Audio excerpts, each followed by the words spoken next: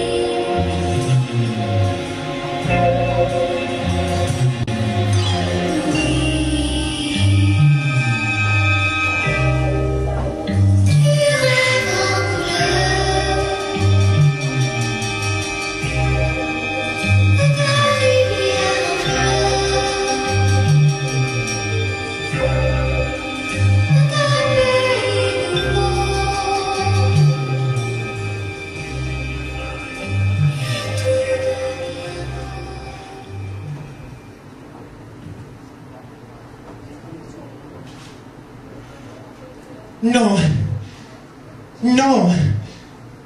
No. No. No. No. Oh. That was a piece called No Idea. My name is Ingenue St John.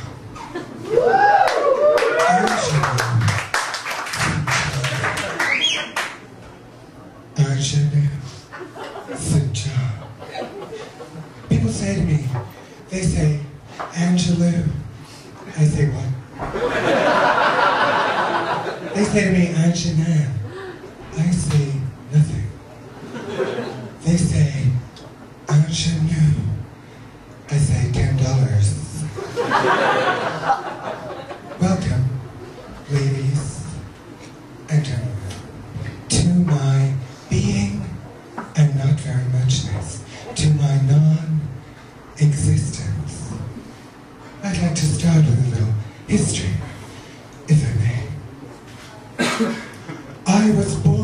I came into existence in New York on Halloween just a few years ago. My manager was staying with his friend Spencer, who's also called Jeff. They were staying just down from Washington Square Park on LaGuardia Place. You know it? And they'd been out and had a few beers. And they went back to Spencer or Jeff's apartment for a few bong hits.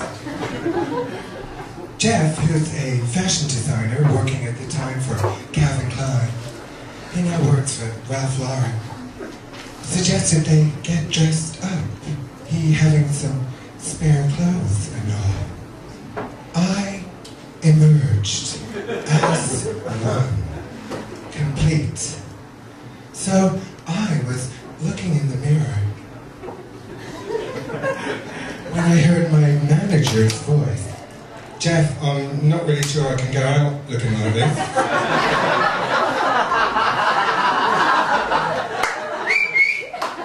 To which he said, so get changed. And I was like, but I look fabulous. So we went outside. The rest is history. We headed over to the right, to the East Village. On the way, I met a gang of Latino guys. I was pretty scared and nervous, it being my first night out and all, and I didn't know what to say, and they came towards me and turned out to be very friendly. I looked at them and said, hey. Along the way, I bumped into a Polish man, a little gentleman who was married. I could tell by the ring on his left hand finger. And he was like, and I was like, and he was like, and I was like, well, does he have a nervous tick or something? And he was like, and I'm like, bye. I mean, girls, he hadn't even bought me dinner. I'll admit I may have seen better days, but I'm still not to be had for the price of a cocktail, like a salted peanut. So we ended up over in a bar. I finally got to sit down and order a round of drinks. I was so pleased. The manager was very sweet because I knocked over the first round in one fell swoop, and he set them all back up again. I had a little drink and noticed another man coming towards me. And he was a model. Not a Calvin Klein model, but a model all the same. And he walked over and he was like, you know what? Get me hard, and take me into the bathroom and give me a blowjob. And I was like,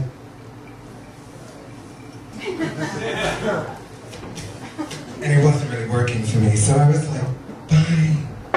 So we decided to leave and go over to the right, to Cock, on Avenue A in the East Village.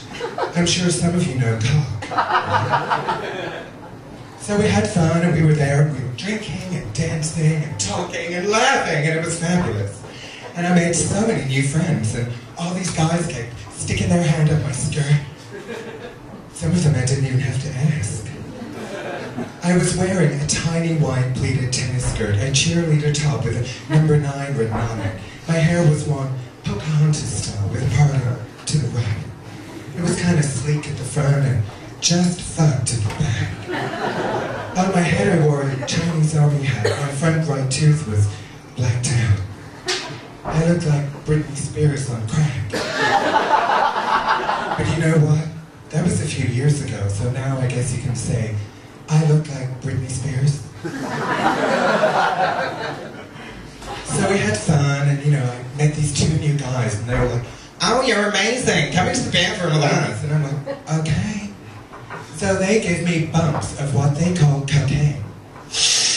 And then I come in, and I'm having a fabulous time, just completely amazing, and then everything's pretty wonderful, and I'm like dancing around. I've met all these people, I can't remember any of their names, but it's fabulous. And suddenly, it's 5 a.m. Spencer, who was with me, has gone in a taxi back to the Guardian place, which was to the left. And I had no idea what to do. It was my first night out, still. I was scared, alone, vulnerable. So I decided to leave and head to Soho, to my friend's place, where I was staying, on the right. So I walked down the street, clutching my Chinese army hat to my head and trying to keep my little pleated tennis skirt down with the other wind's blowing it up. And I'm like, nervous, shy, wondering what to do. A girl, alone. And then I see another guy, who turns out to be a roughneck brother from Brooklyn, as it turned out. And he was like, damn, you got them legs. And I was like, hey. And then a song kept coming into my head. I heard the words, live, die, live, die, live, die.